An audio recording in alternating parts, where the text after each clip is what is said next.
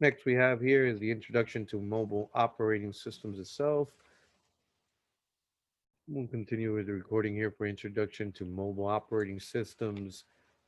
We just covered what was the operating systems for what we would consider your PCs out there of other operating systems available, which was Linux and Apple. We also stated that the Android OS is one of the ones that is based off of Linux. So is obviously the iOS, since it is an Apple product. It is a Linux or Unix based operating system. And then we have, yes, Windows. Overall, the OS have grown in when it comes to inside those mobile devices.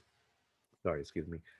Back in the days, we had the BlackBerry, we had other devices that gave us almost a smartphone per se, but it didn't have all these features that these things have now.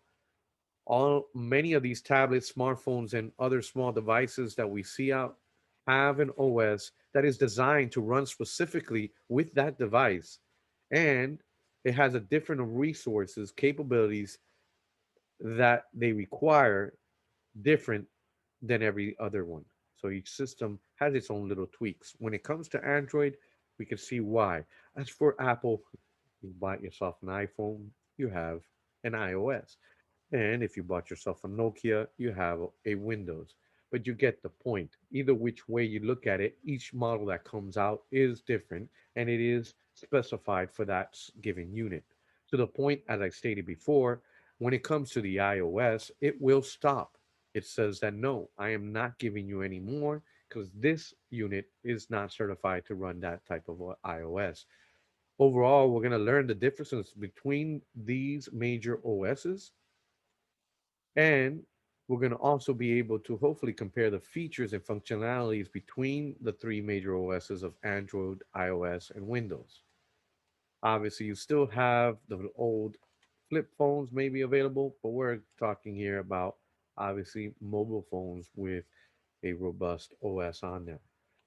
By the end of this session, our ultimate goal is to be able to describe at a high level the similarity and the difference between these mobile OSs and other OSs themselves. Compare and contrast most widely mobile OSs, including obviously the three big kings and the most common functions and features.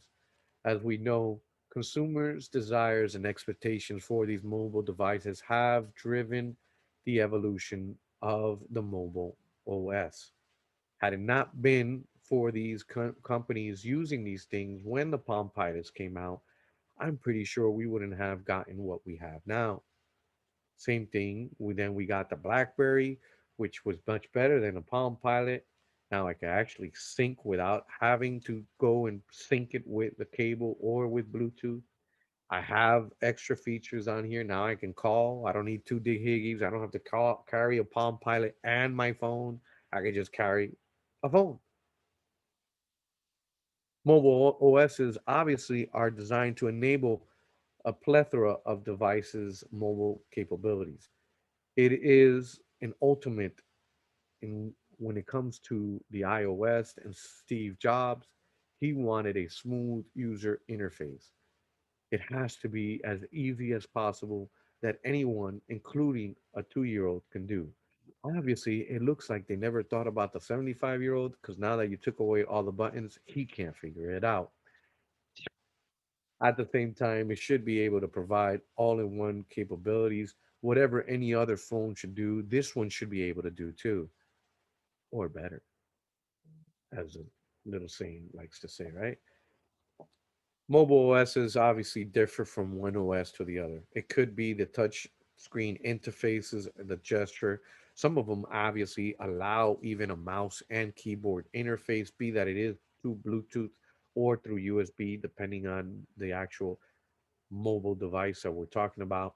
Obviously, unfortunately, a lot of these things, specifically the iOS ones, you have limited RAM. In other words, what you bought is what you get. Some of them do allow you to expand it, but not all of them allow you to expand it efficiently. We obviously have to understand that these devices, the majority of them, when it comes to mobile devices, not all of them, have a cellular network. If not, The rest of them, including the ones that have cellular, will contain a Wi-Fi communication to be able to obviously sync the device with the internet, intranet, or whatever it is. Connect- Connectivity protocols other than Ethernet itself will be available. We, as we said, have capability of PANs and or maybe through USB to connect to these things, be the by Bluetooth or USB, even nowadays through Wi-Fi. That I am aware of, all of them nowadays have a touchscreen interface. Be that it is, obviously, the majority of them now have a capacitive screen compared to the. Somebody want to chime in? What is the old one called? Resistive. Resistive. Thank you. As for the cellular communication capabilities, that's all depending on the device itself, who or what is the generation that it's under. If it's 5G, 4G, 3G, 2G, God only knows what G. The major two mobile OSs is Android and iOS. Obviously, way back there is the Windows OS with a close third. Uh, in those obviously features and differences on these OS is due to the open source versus the actual closed source. Your open source, when it comes to Android, it's Unix based, Linux based, sorry, and it is completely free open source. They are keeping their hat as a Linux OS and it's completely open source compared to Mac OS or iOS, who is completely closed source. Yes, it was based off of Unix, which is usually free, Linux, and no, it's completely locked down. You shouldn't be doing anything in here. And the same thing with your actual Windows OS or Windows Mobile OS. It is completely locked down too. That is not open source. That is completely closed. Does everyone understand the variance between an open source and a closed source?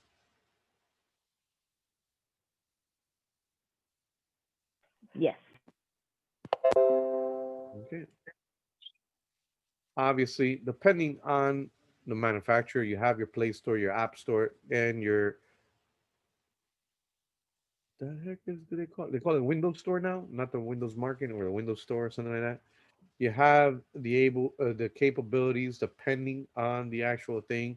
Some of them actually have the capabilities or should have the capabilities of locking or unlocking the screen orientation. In other words, of it being able to automatically sense with the gyroscope. There we go. That was the name. With the gyroscope that's built inside of it to be able to understand that you have flipped the screen and it wants to change the orientation. A lot of them you have the automatic that I'm aware of screen calibration built in. They have GPS and or geo tracking. You have Wi-Fi calling capabilities. You have your actual virtual assistants. You depending on which ones have SDKs or APKs to be able to work with.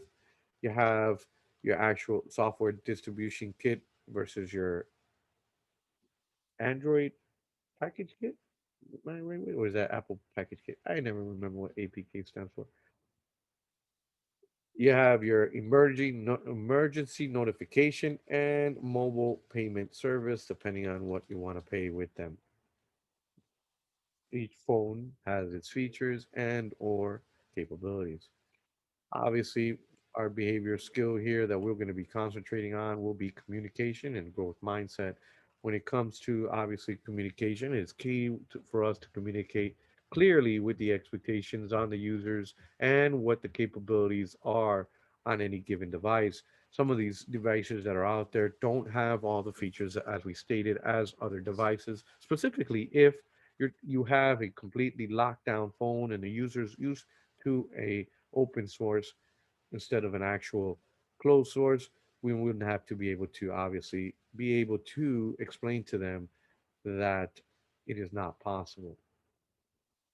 Overall, having a growth mindset means that you're believing that you can learn and improve with hard work. So the more we actually work with all these different types of phone models and the actual new OSs that keep on coming out, the better we will get into here. The processes of developing something new requires a lot of learning and a lot of hard work. So people with growth mindset will know the value of learning and will put in the hard work, put in the hard time, the extra time that it takes to be able to succeed and develop these new skills. There's a lot of people that say, "Hey, it's not my job. That is not my." You'll be surprised how many people like that I saw who stand behind.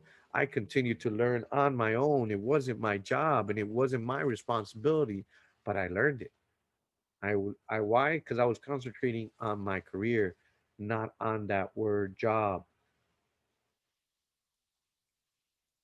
Make sense? All Definitely right. for me. Let's pause here the recording.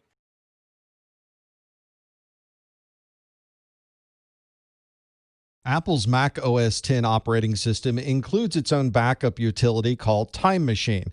When you enable Time Machine, it performs backups automatically behind the scenes every hour, and it keeps the last 24 hours on an hourly basis. It will also store daily backups for the past month, and it will keep monthly backups as long as you happen to have disk space. And if you begin running out of disk space, it begins deleting the oldest information so that it has room for the latest backups. If you need to perform disk functions in OS X, you can run the Apple Disk Utility. From here, you can run first aid, you can partition a disk, you can erase a disk, you can unmount a disk, or you can get information about a drive. From a disk maintenance perspective, the disk utility is something you would rarely need to run. Normal disk maintenance features are built into the ongoing usage of the operating system, and you usually don't have to go into a separate utility to run disk maintenance. If you would like to verify that a disk is working properly, or you need to run first aid on a disk, there is a first aid option within disk maintenance, but this is something that you would run on demand rather than something that you would schedule. This is very similar to running the disk check inside of Windows to check the operating system file structure and make sure that the drive itself is able to work properly. OS X centralizes all of the updates for the operating system and for the applications into a single utility. To see these updates, you would start the App Store application and you would use the Updates option at the top. This can also be configured to automatically install updates, or you can tell the App Store to only install the updates when you would like to have them installed. This is also very useful for patch management because any operating system updates will always come through this Update option in the App Store. In OS X, you don't generally work with device drivers. It's all part of the operating system, and it happens behind the scenes. Apple's worked very hard to make the integration between the operating system and the hardware as invisible as possible.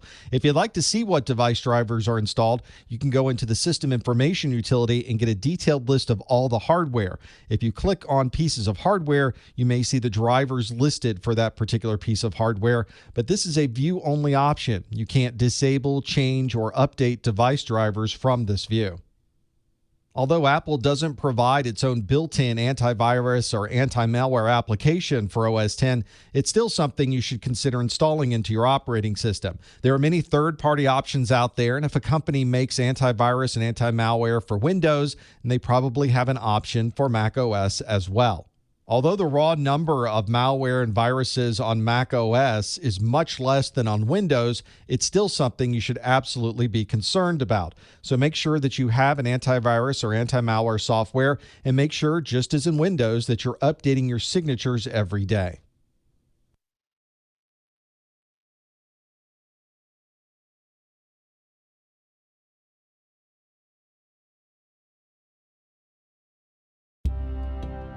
I had just started as an engineer working on the International Space Station.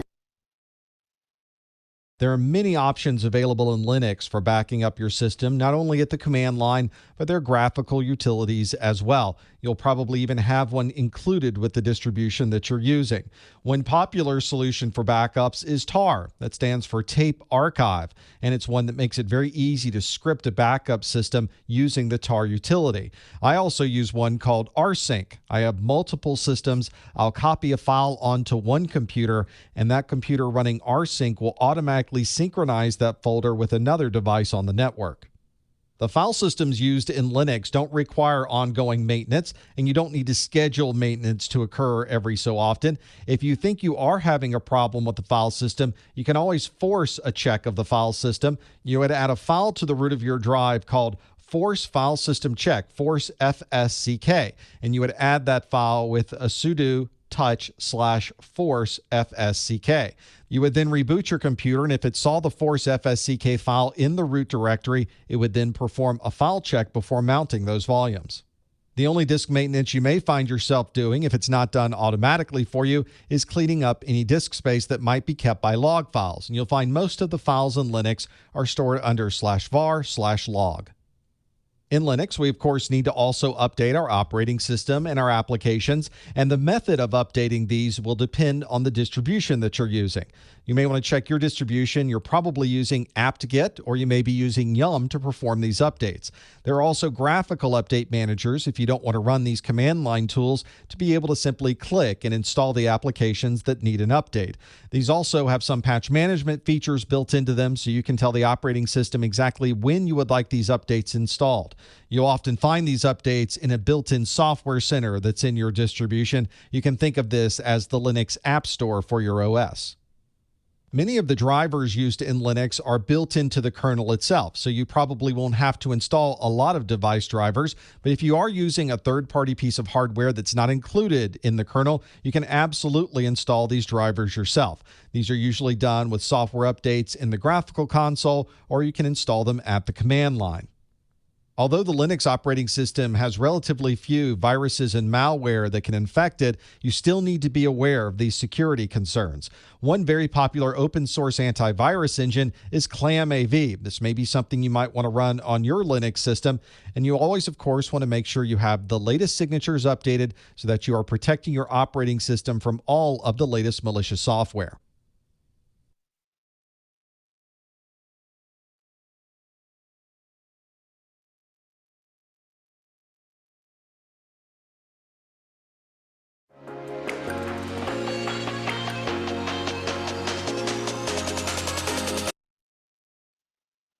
macOS includes a built-in backup program that's also easy to restore from. This is called Time Machine, and it's something that's integrated into the operating system itself. All you need is a place to store all of these files during the backup. This is all automatic, so all you have to do is turn it on and Time Machine takes care of the rest. It uses this very familiar Finder user interface in macOS to be able to restore the files from the date and time that's stored in Time Machine. You'll see the dates along the right side of the screen, and you can simply choose which date you'd like to go back to, and it will show you all of the options for the files during that date.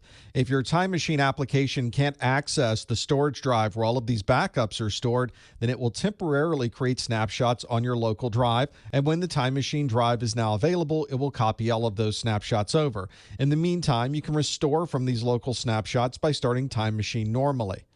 You can bring up Time Machine at any time. I could even use Time Machine to go back to a previous version of this document that I have in front of me. All I have to do is go to the top of my screen to the tiny little clock icon. That's for Time Machine. And I can choose Enter Time Machine. Now my user interface is going to change to show me my current document on the left and all of the other documents that I've saved on the right. And as I go back through time, I simply move up and you can see that the graphics are changing, the text is changing, and you can see the evolution of the document. So I can go to really any specific time frame, click on a particular link, and then if I'd like to restore it, I can click that restore, and now I have the previous version of that document.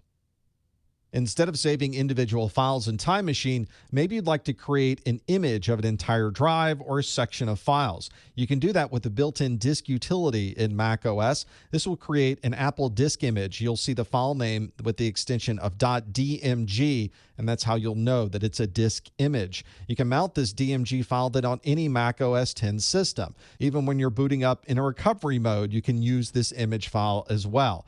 You can use also a restore capability in this disk utility to restore the entire image back to a volume on your drive. This makes it very easy to capture a point in time of everything on your disk and then be able to restore it exactly to the point it was when you took that image. The disk utility is something that you can use for other things as well. You can certainly manage all of your disks, see the configurations for the drive and what type of data might be on them. This can also be used to fix problems. You can verify and fix file systems. You can also partition and erase and manage the disks all from disk utility. If you ever wanted to also create, convert, or resize the images that you've previously created, you can do all of that in the disk utility. Underneath the user interface, the Mac operating system is running a derivation of Unix, so it makes sense that there would be a terminal program available to give you command line access to the operating system. The terminal utility provides this, so if you need to perform a function that's not available in the graphical user interface, you can go right to the terminal. If you need to run scripts, manage files, or change the configurations of utilities or applications, you can do a lot of this directly from the command line. By default, you'll find this terminal application in the Utilities folder in your Finder. Mac OS also includes a screen sharing feature as part of the operating system, very similar to what you might see in Windows. To be able to access this configuration, you would go to your system preferences and choose the sharing option. And from there, you can turn on many different sharing capabilities, including the ability to do screen sharing. This is a screen sharing function that is also compatible with the VNC application, or virtual network computing. So you can use any open source VNC utility to be able to access this screen sharing on your Mac OS. You can see all of the devices that have screen sharing currently configured in your Finder within the Mac OS X operating system, or you can access them directly by IP address or the name of the device. It doesn't matter what operating system you're using. Occasionally, an application will stop working the way you would expect, and you'll need to manually stop that application. With Force Quit, you're able to list the applications that might be running on your system at that point in time, and then choose to force quit. You can bring up the Force Quit applications by pressing Command, Option, and Escape all at the same time. Or you can go to the dock that's inside of your operating system, right-click while holding the Option key, and then you can choose Force Quit from there. If you've not used a Mac operating system before, those keys may throw you off a bit. If you look at the Mac keyboard that I have here, you can see there's no Alt or Windows key. Instead, we have a Control key, an Option key, and a Command key. So when we talk about holding down Option, Command, and Escape, we're really talking about those special keys on the Mac keyboard.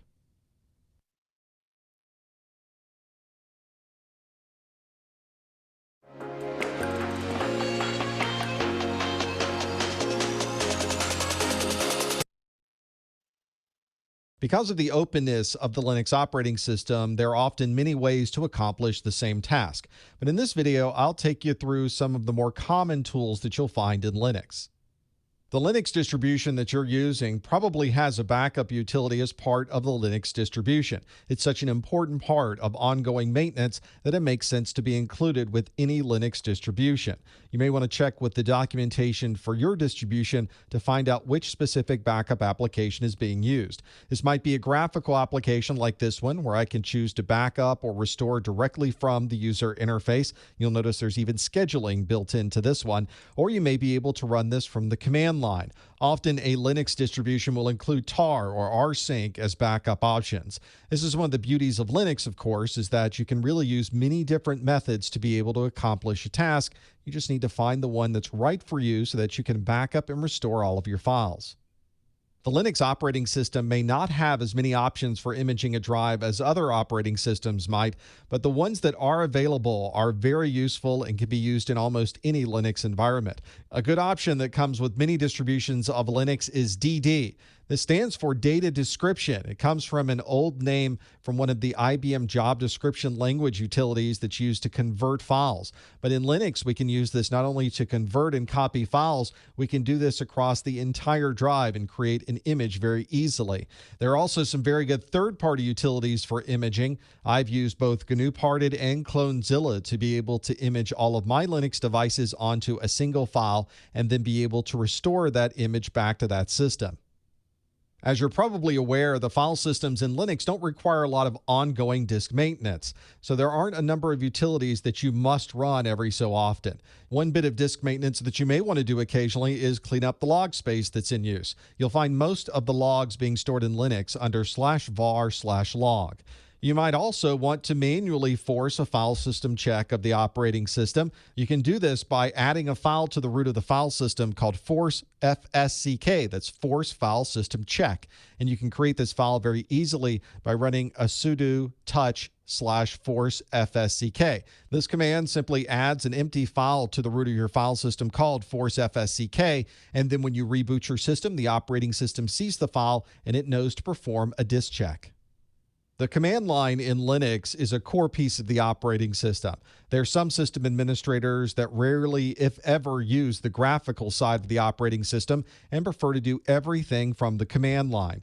From here, you can run scripts, manage files, configure the operating system, set configuration settings, and do practically everything necessary to keep your Linux device running.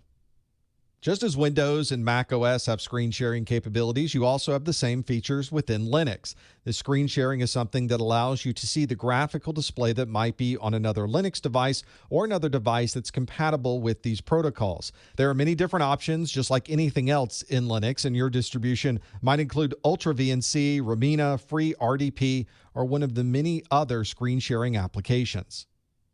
If you're managing a Linux system, there will probably be times when you need to administratively stop an application from executing. And there are a number of different commands we can use to do that. When running these commands, you will probably need to run with elevated permissions. And the way you do that in Linux is to include the sudo command in front of the command you're running. Sudo stands for super user do. It means that you're going to run this command as a different user, in most cases as the super user. One command you can run is the kill all command. This will kill everything that has a certain name associated with it. For instance, if you wanted to stop every execution of Firefox on a particular device, you can use the sudo kill all Firefox command.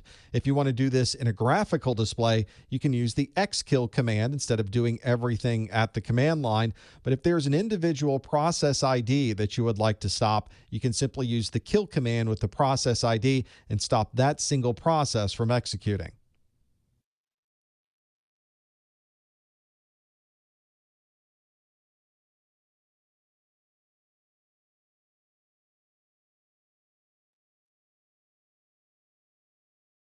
The Linux operating system has a lot of power at the command line. I was using the same car insurance company I've had since high school. I just assumed I was paying a fair rate, but it turns out I was totally overpaying. So I'm so glad I found this great site. All you have to do is enter some really basic info, and then you're given several different options of rates that you can choose from. You would normally access this command line by using the terminal, xterm, or some similar terminal program. The commands that we're going to look at in this video are very similar in both Linux and Mac OS. That's because Mac OS derived from a Unix version called BSD, Berkeley Software Distribution. This video is going to be very specific to Linux, however, so if you're planning to do any of this in Mac OS, make sure you check the documentation. If you'd like to do this yourself, you can download what's called a live CD, where you would connect a live version of an operating system that you can run from a CD or DVD rather than running it from your normal system. Another popular option is to install virtualization software like VMware Player or VirtualBox and install a Linux distribution in that virtual machine. And of course, if you're already at the command line, you can always use the all-important man command. This stands for manual. So if you used, for instance, man grep, it would show you all of the different options for the grep command. In Linux, you're normally logging in and running as a normal user. You don't have any special supervisory rights, so sometimes you may need to run things in elevated mode. If you have a number of tasks that you need to execute as the super user, you can start this mode by simply typing in su, and then everything else in this session will run as the super user. To get back to your original set of rights and permissions, you can type the exit command and it will exit out of the super user mode. If you'd like to execute just one command in this super user mode, you can use the sudo command and run this particular command as the super user.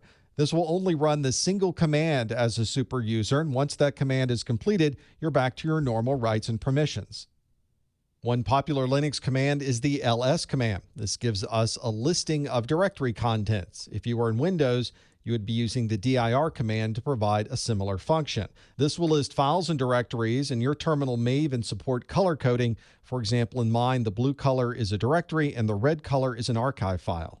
If you want to see the details of a directory, you can use the ls command with a -l. This will show you a lot more details about what's in the directory, and often as many pages. So you may want to pipe this through the more command by using the vertical bar and then more so that you can page through one at a time. The grep command is a search function that allows you to look for some text that may be located in one or more files. To use grep, we would use the grep command. We would specify a pattern and then specify what files we wanted to look inside. For example, if you had a file called auth.log and you were looking for the word failed, you could grep the word failed from auth.log, and any lines that showed up with the word failed would be listed as the results of that grep.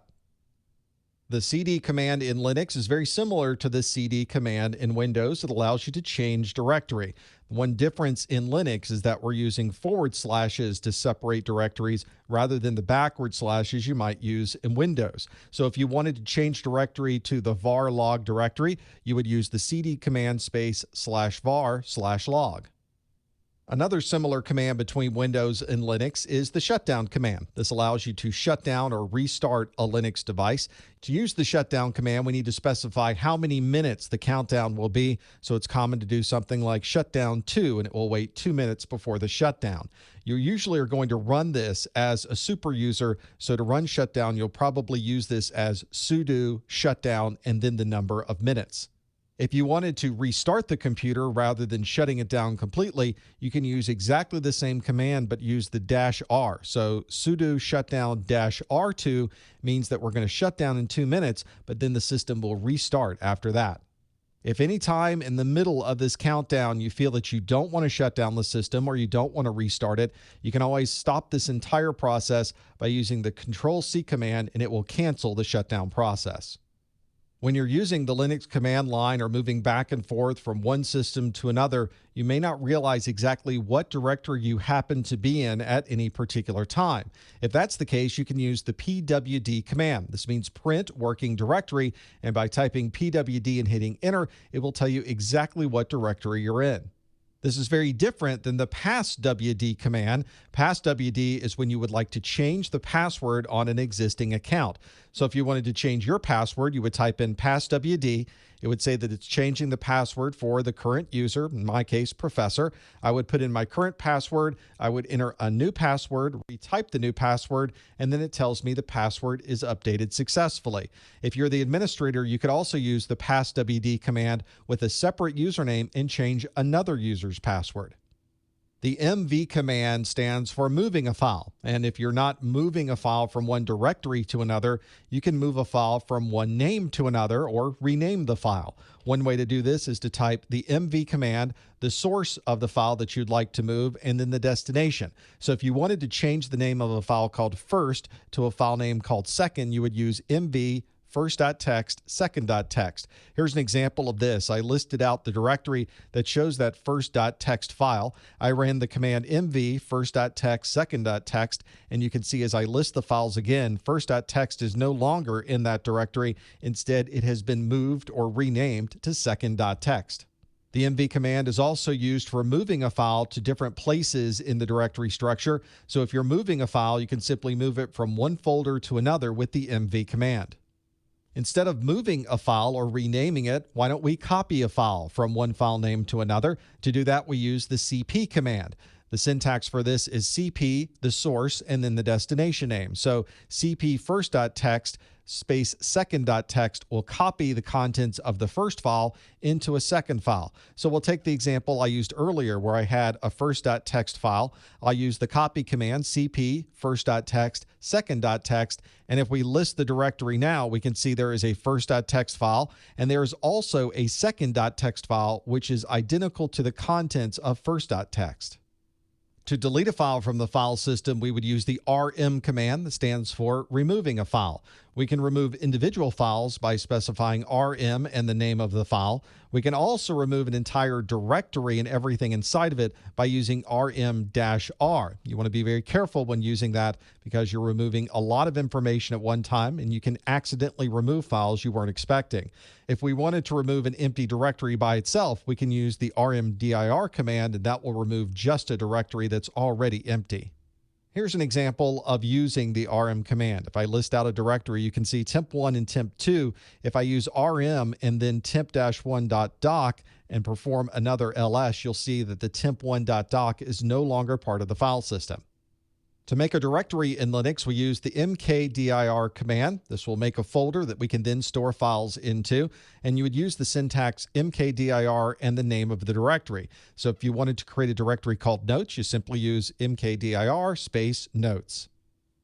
If you've ever need to change the read or write permissions of a file in Linux, then you've probably used the chmod command. Chmod changes the mode, that's where the name comes from, of that particular system object, and you're usually changing the mode to be either read, write, or execute. You can also use an octal notation or even specify other parameters in the change mode command. It's very common to use numbers to specify the permissions for a file. If you were to look at all of the different permissions, you'll notice there are a bunch of R's and W's and X's and dashes. These are separated out into a user, a group, and an other section. And you would set the user, group, and other number based on the permissions that you see here. So if we set a chmod of 744 for the file script.sh, we are setting the first three characters here to RWX. That's the 7, so that's read, write, and execute, and that will be the permissions for the person who is the owner of the file. Everyone who is a member of the group associated with this file will be assigned the number 4. 4 is read only, and you can see the R is listed under those characters. And then everyone else has the access also of 4, which means everyone else can read this file as well. There are many different forms of syntax for the chmod command. We just looked at the one that used numbers to specify the user, the group, and the other permissions. You can also use letters. So a chmod of a-w for the file means that all users would not be able to write to first.txt. We could try even chmod u plus x, which means that the user or the owner of the file can execute the file. Whenever you're working at the command line with these files and you need to change these rights and permissions, the chmod will be the utility that you use to do that. In Linux, every file is owned by a particular user, and there are also rights and permissions associated with a group that may be associated with that file. For example, in my system, I have a script.sh, and you can see there is a backup and staff listed as part of that file name. That means that this file is owned by the user backup, and anybody who is in the staff group has also rights and permissions associated with this file. To be able to change the file owner or the group owner, we would use the chown command. And usually you have to use elevated rights, so we would use a sudo chown and then specify the owner and the group and then what the file name is.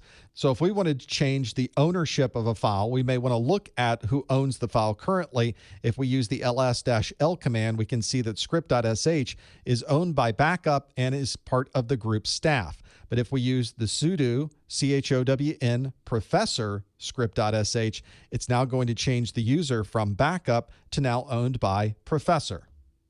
If you want to view or change any of the wireless configuration settings of a wireless adapter inside of your Linux device, you want to use the iwconfig command. For example, if you want to connect to an SSID, you can specify iwconfig, the name of the network adapter. In this case, my wireless network adapter is ETH0. Specify that you want to connect to an ESSID, and then name the SSID that you'd like to connect to. If you want to see the IP address configurations of any of your network adapters, you can use ifconfig. For example, ifconfig ETH0 will give you all of the information for that particular adapter card so you can see IP address, broadcast information, subnet mask, and much more. The PS command lists out all of the current processes and process IDs. This is very similar to looking at processes that might be in the Windows Task Manager. To be able to view these processes, we simply use the PS command by itself. If you'd like to view every process for every user, we can use PS-E, and then if you want to pipe it to more, you'll be able to page through because you'll probably see a large number of processes go by. One common command to install, update, or remove applications from the command line is apt-get. apt stands for Advanced Packaging Tool. This allows you to easily find packages and install them into your Linux distribution. For example, if you wanted to install Wireshark, you would run sudo apt-get install and then the name of the application you'd like to install, such as Wireshark. VI is the visual mode editor, and it's a popular editor that's found in almost every Linux distribution. To start the visual editor, you use the VI command and then the file name that you'd like to edit. For example, vi script.sh. Once you're inside the editor, you can insert text by pressing the I key and then specifying what text you'd like to have input. When you're finished with the input process, you usually will press escape to get out of input mode. If you'd like to then save the file, you can use a colon command with WQ, which stands for write and quit, and it will exit the VI editor. The dd command is used for converting and copying files, but it can also be used to back up and restore entire partitions. The syntax of the dd command uses an input file name for if, and then you specify the file name, and an output file name or OF. And if you want to add additional options, you can do that as well. If you'd like to create a disk image, for example, you would use the dd command, an input file, and the name of that particular partition, for instance, /dev/sda, and then the output file. In this case, we can put it in the temp directory and specify the image file name here. To be able to restore from that image, we simply reverse the process with dd. The input file would then be the image, and the output file would be that partition name.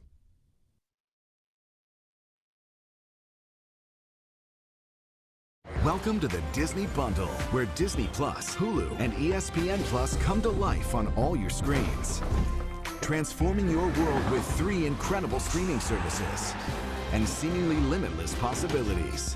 Bold Hulu originals, Disney hits, and must-see sports. Delivering something for everyone.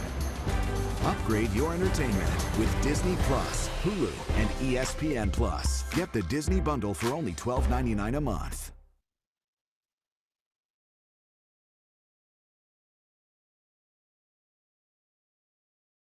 You want to know why running on the treadmill 7 days a week doesn't work for you when you're trying to lose weight?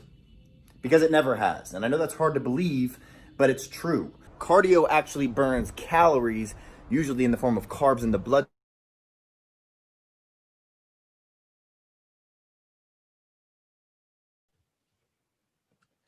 All right, here we are. So, as we previously stated, we are talking about other mobile operating systems themselves. Sorry about that. We are. Michael, help me out with this slide, please.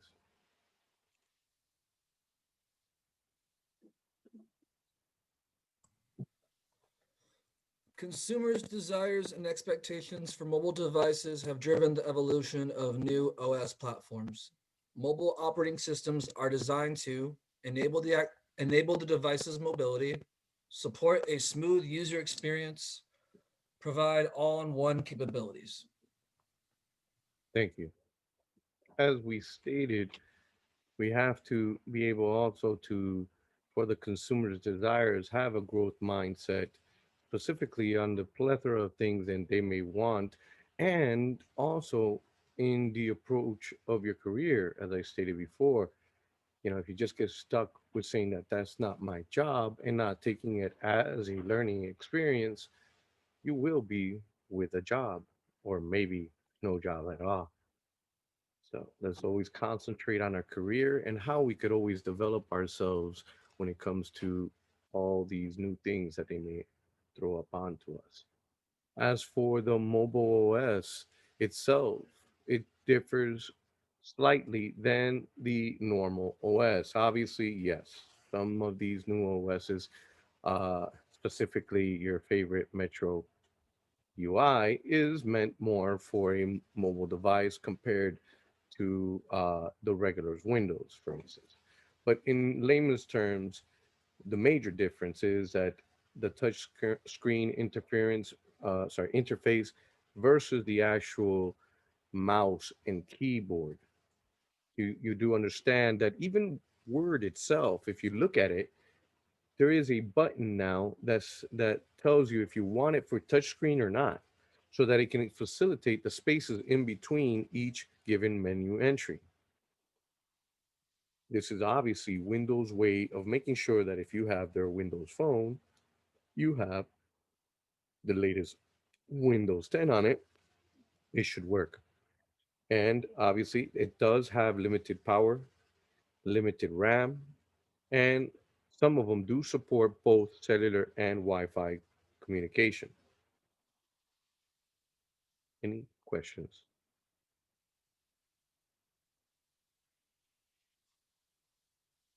In the iOS versus the Android versus the Windows, as we can see here, the actual market share is much, much bigger. Android, specifically Linux based OS, is basically the majority. If you could take into account the iOS is a Unix base, therefore that is about 30%, sorry, about almost all of it. Oh, well, you would see what I said, 98% of it is a Unix based operating system slash Linux, whatever you flavor you want to call it, right?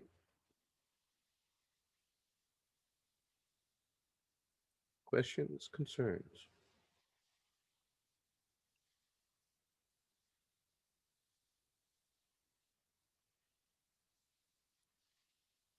Your current OSs that are available is the Android, iOS, your Windows Phone. Obviously, yes, there's BlackBerry OS, there's the HP Web OS, which I believe, if I recall, they bought out the Palm Pilot.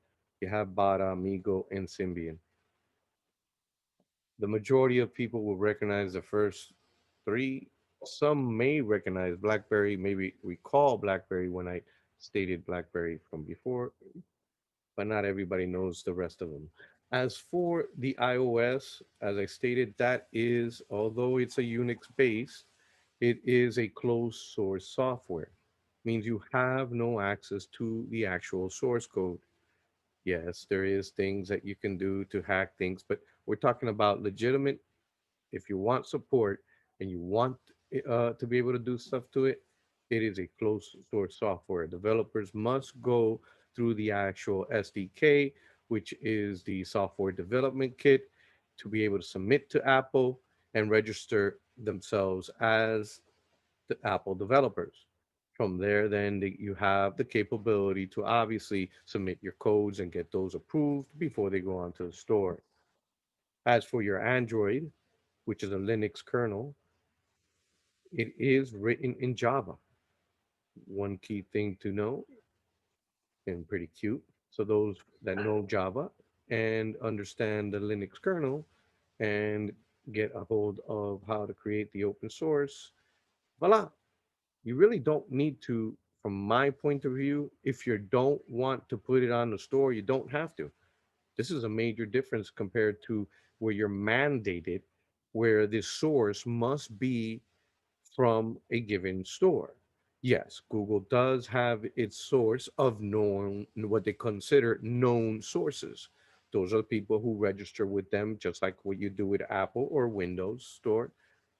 But in this case, since it is an open source per se code, you are allowed, just like in Linux, to go to other repositories.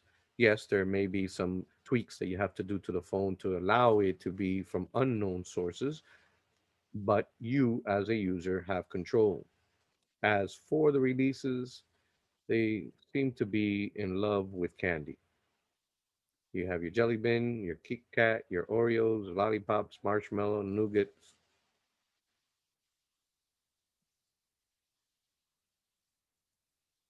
All right. As for the Windows, yeah, As we probably know, it is made based off of the Windows NT kernel, the new technology file system. In written, it is obviously a proprietary closed system. So if you want to be able to, the developers can create mobile applications by providing them on the actual store itself. Next, you have your BlackBerry OS. It's obviously, unfortunately, what happened to them. Although you can still, from my looks, you can still purchase Blackberries. But as for the OS itself, the RIM, the research in motion, it was basically as close as you can get to being immune from viruses without having any type of supposedly anti-malware or antivirus software on it. Obviously, this was a completely locked down OS. But just to get anything installed in it, it had to be in what was whatever their BlackBerry store thing, which was very, very limited amount of applications. One of the reasons also they went out is that they didn't ride the curtails and think about that users really want all these things because of the fact that they weren't sued at that time. And since Enterprise America and basically the world was using them, they could care less about the actual Apple and or Windows Phone or even the Android. They thought they just laughed. There's no way. We have the most secure way of making sure that your enterprise is secure. There was a BlackBerry server that you had to put inside your network, but after that, it was seamless to the user after they were added to the actual servers. None of this party application or any of that other mumbo jumbo VPNs or anything just to get into your network. Next is the actual Symbian that was out the door by 2012. Your Web OS, which was obviously the Palm OS prior to that, which is the Palm Pilot that I kept on alluding to from way back when. You have your MiGo that's now been replaced with Tizen, and Tizen is a Linux Foundation OS for mobile systems. Usually now, you probably see a lot of Tizen inside of your smart TVs and or some of these cheap and tablets or other things that may be in there. Specifically if on your cars also, that's a Tizen OS. Question? All right. As for your iOS, Windows, or Google, you have your iPhone, your iPad, you have your Nokia Lumia all by himself. Oh, I'm sorry. Androids, obviously, who rode the bed with anybody that wants to come with them. Any questions, doubts?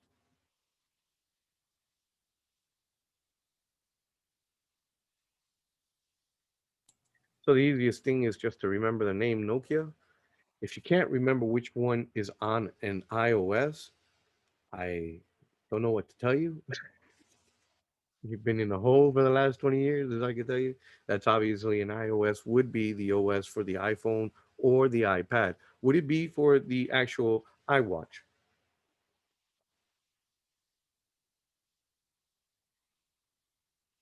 No, that's watchOS. Thank you. As for knowing anybody else, since I know those three, any other phone that's a legitimate phone, we're talking about not those fake iPhones that are out there, we're talking about legitimate phones, would be any other of them famous one, which is this Samsung. You have your LGs, you have your HTCs, you got your Sonys out there. Some people still using Nexus, and obviously on your Amazon Fire TV itself, that's using Android on it.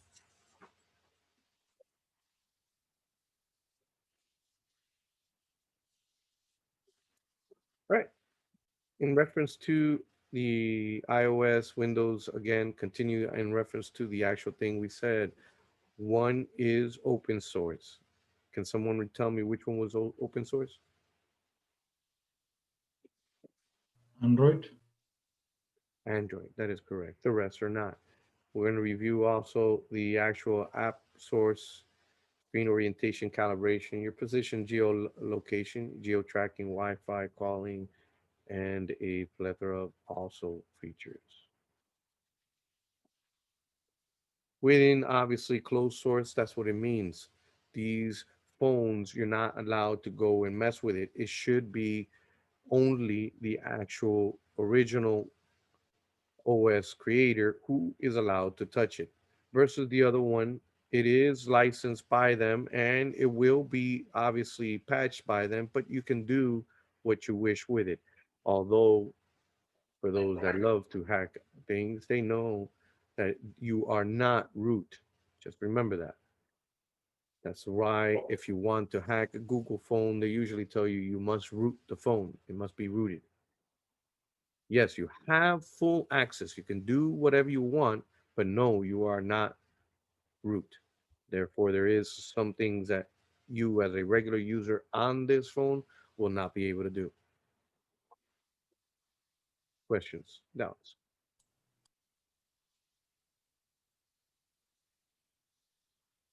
Applications overall, you have the Google Play Store, as we mentioned, or any other third party site. As long as I agree that even though it's not a trusted source that I want to install it, it will do it. As for Apple and Windows, good luck. Apple has their App Store and Windows has their Windows Store.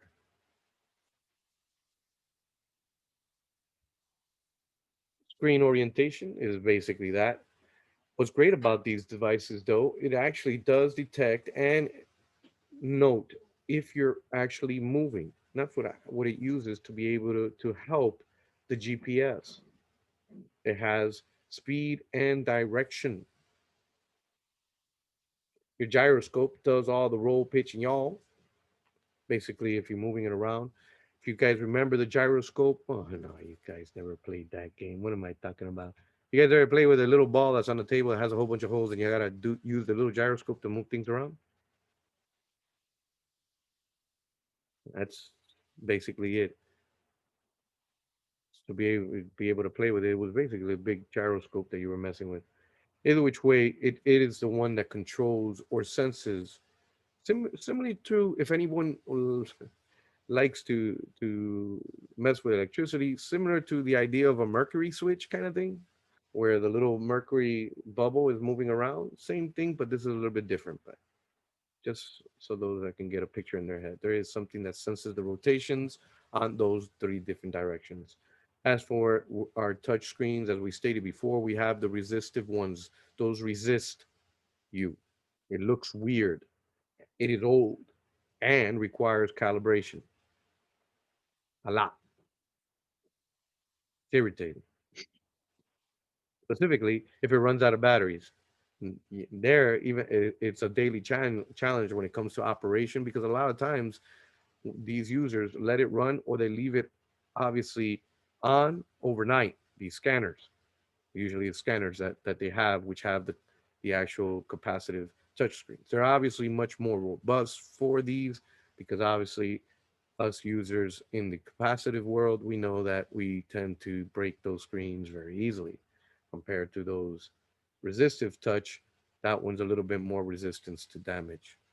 Still can get damaged, don't get me wrong, but it's not as easy. And it usually is already the unit itself in a well, this an otter type box encasing. As for your calibrations itself, if you haven't seen it, usually it asks you to touch all the different sides of the screens to be able to uh, know where everything is and calibrate itself. If you have a lot of issues and it doesn't want to calibrate as any other unit or computer, turn it off and turn it on again and try to recalibrate it. Questions, doubts?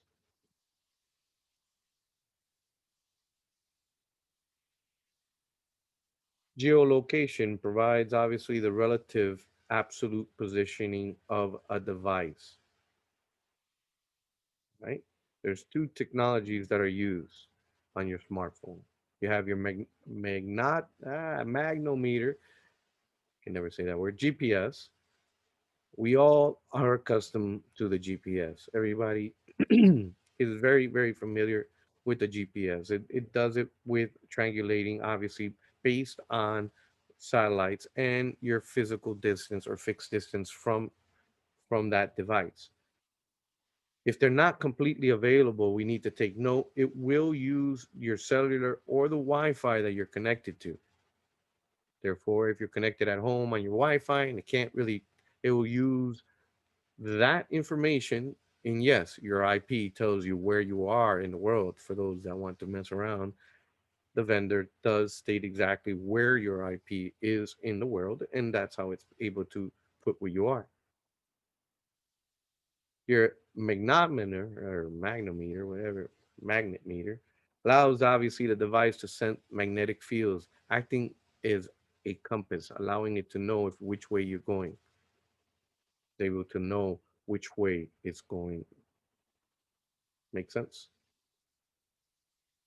With all these technologies, which is where I am, which way I'm going, due north is, and all that stuff, and the previous screen of your accelerator,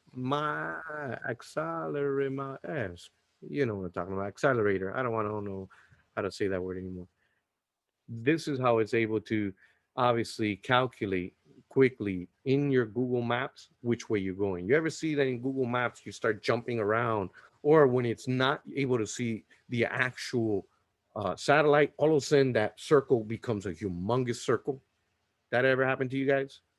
Exactly what's going Yeah. on is it's no longer on that satellite. It has now gone to either the your Wi-Fi connection if you have one available in the area, if it's public Wi-Fi or cellular, to be able to try to triangulate. Obviously, in the cellular world, it now needs to use three towers to be able to triangulate your location based again on the speed and direction that you're going. Is calculating all that ridiculousness because now I knew where you were, right? You send me the information where you were. I'm calculating how fast you were when you were did it and which way you were going. You see how complicated this is in nanoseconds? This is all done in the back end. All right. Geo tracking within the actual iOS, Android, it obviously, if you turn it on, we'll have it. If you turn it off, we'll not have it. A lot of these things track no matter what your information. So if you turn off location on your phone, technically you're blocking it. Geotagging, I, yeah, you could just see my face and how much I agree with this. This has got to be the most interesting thing I could ever say that they created. Geotagging is obviously a very great tool for all these multimedia guys that want to, or influencers who want to tag where they are, put it in Facebook, God only knows what. You turn that on, that's obviously tagging every single photo that you have, right? So you have it on a geotag on your iOS cloud because you're going to know you're going to do the iOS cloud or you're going to do your Google Photos. Everything's tagged. I'm not saying that I'm doing anything wrong. I just really can care less. You knowing exactly the time and date that I happen to be at Disney World doesn't make sense, but it can do it. I guess I'm just old fashioned. Just give me my Polaroid. Next is your Wi Fi calling. This obviously does it through voice over IP. It is a feature which is great for those people that are running out of minutes and are not actually riding on the curtails of Metro PCS or who is it? Powered by T-Mobile now, and you're actually paying the yin yang to all the other guys. I think the other guys came in, right? Verizon and all these people Yeah. actually came in with that, and they also give you the option that if you don't want unlimited, we can give you 100, and then we'll charge you up the yin yang. You feel better that way? Obviously, I think one of them also got a little bit more clever. I think it, what is it, Xfinity, who automatically adjusts depending on your use if you want to. It uses obviously 807, 802.11, which is the Wi-Fi standard. Questions? Now,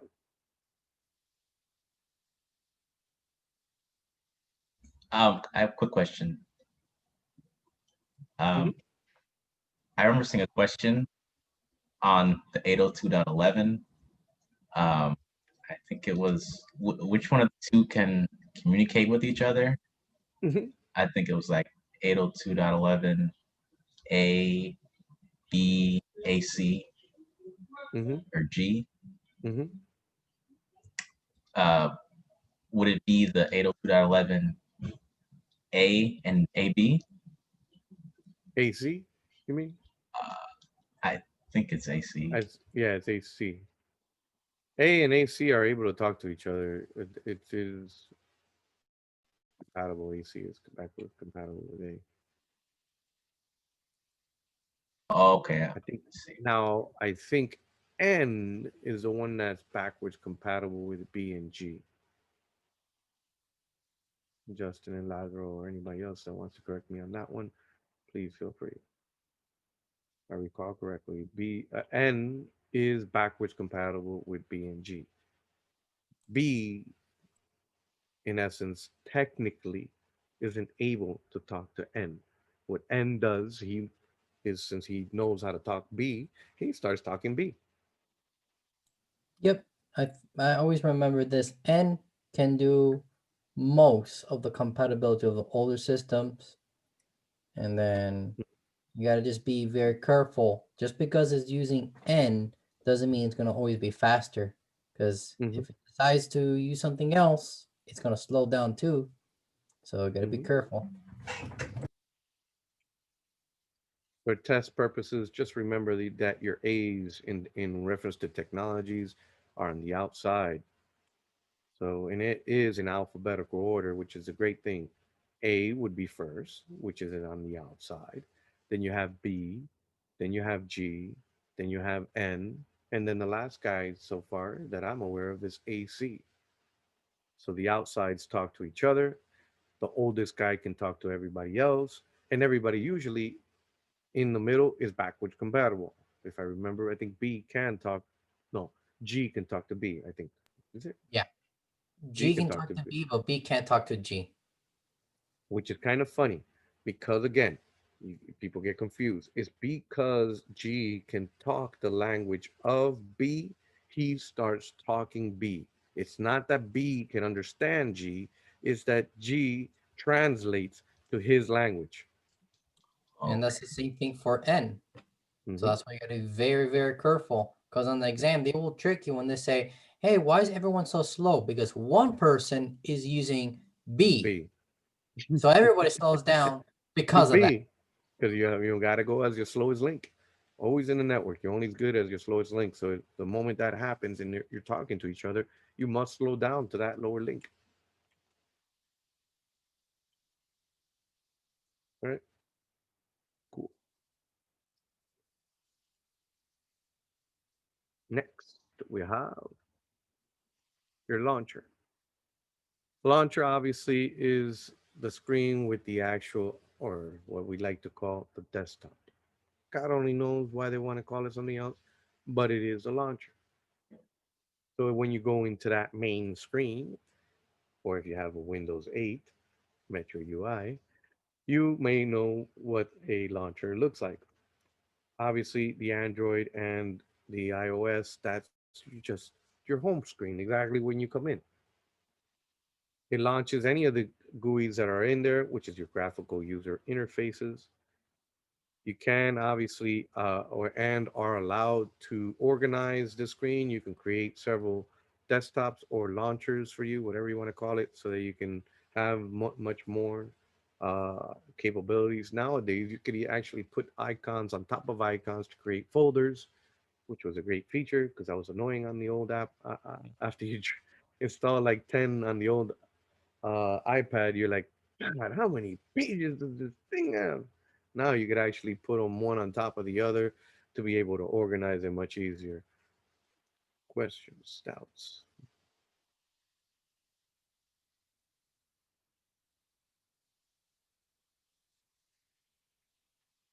All right, your virtual assistant, Siri, my friend, or Cortana for you Halo enthusiasts. Otherwise, you just have Roberto on your Android or whatever voice you would like. All of them is basically that. It is a assistant, not a full-blown AI, although it is as close as we can get to. It is just looking up the information that you're saying and sending it out there. What I do love though is depending the type of questions that you ask Siri, I believe, she's got some clever answers for you. Questions, doubts.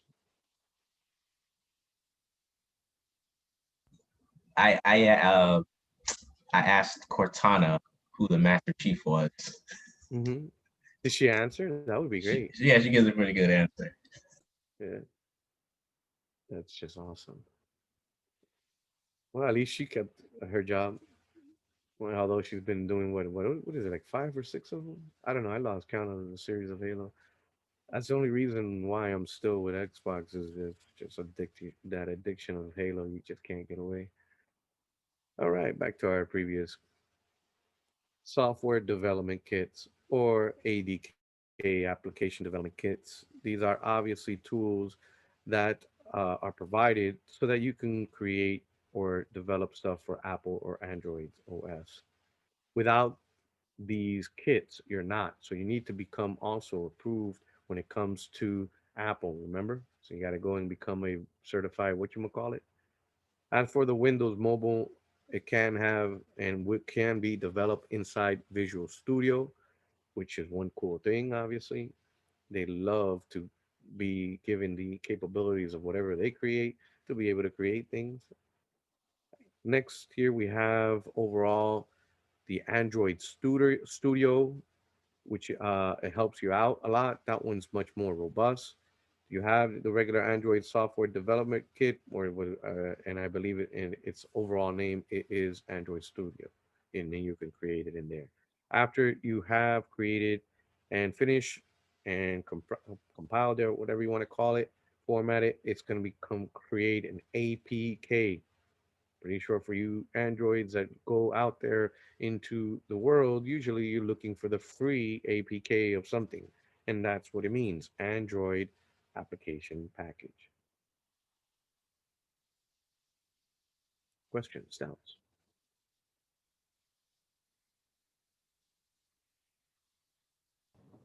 As What about X8 APKs?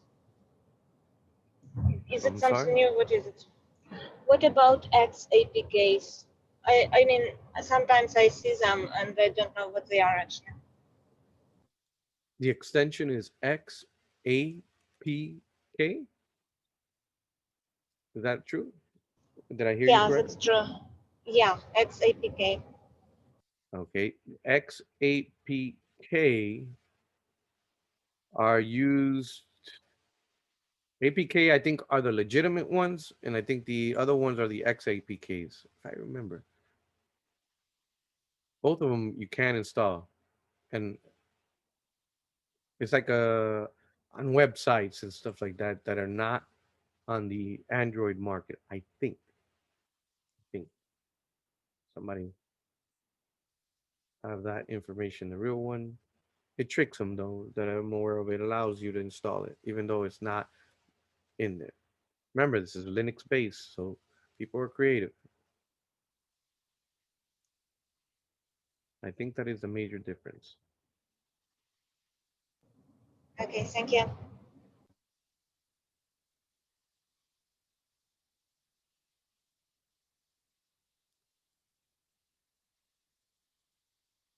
All right. In reference to the actual wireless emergency calls, pretty sure most of you are fully aware of the capabilities of doing that. Uh, this is just in reference to the actual Amber Alerts and or extreme emergencies.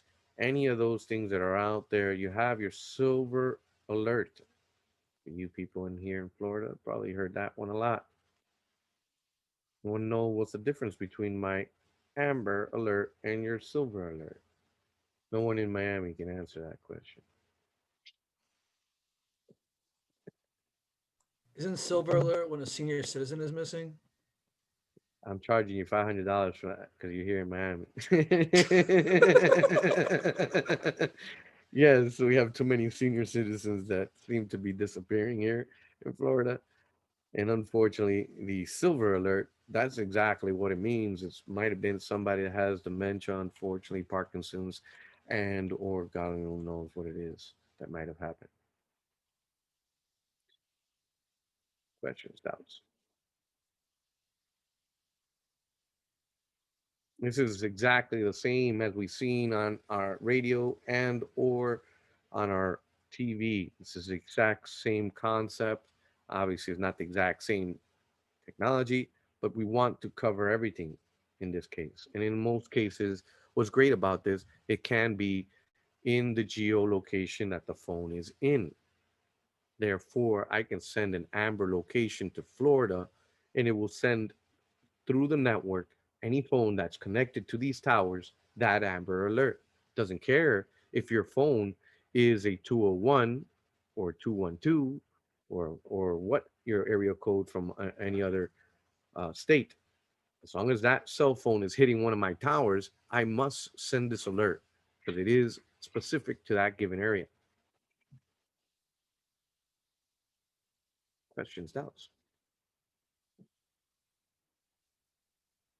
All right. For mobile payment service, this is another great feature that I love. We'll never use. Phones obviously can be used as credit cards. It is using NFC, but obviously, the first person that tells me that they've never lost their phone, I will get up, even if you're in Washington, and slap You better come running because I never lost my phone. you. But all kidding aside, the day that you do lose your phone, uh, what have I said when it comes to hacking? If I have the unit in my hand, I already broke in. I don't care what password you have, whatever you got, it's got no control compared to me having your phone in my hands. Remotely, you can probably stop me. But as for me with your phone in your hands, good luck. Now, obviously, there is some features out there that they do the remote wipe and all that other stuff to avoid people like me getting into your phones. Questions or doubts on MPS and what it is and why not to use it? Obviously, if you want to use it, you don't want to carry your credit card. I'm not here to stop anybody. I'm just giving you a fair warning. Overall, by this time, we should hopefully be able to describe at a high level the similarities and differences between these different OSs. And at the same time, we should hopefully be able to understand the different types of major OSs that are out there, the Android, iOS, and Windows, and the common features and functions that are available to you. Any questions or concerns?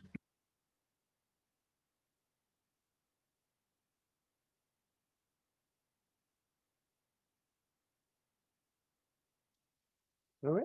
Well, that's all she wrote for me. I'll stop this here recording for today.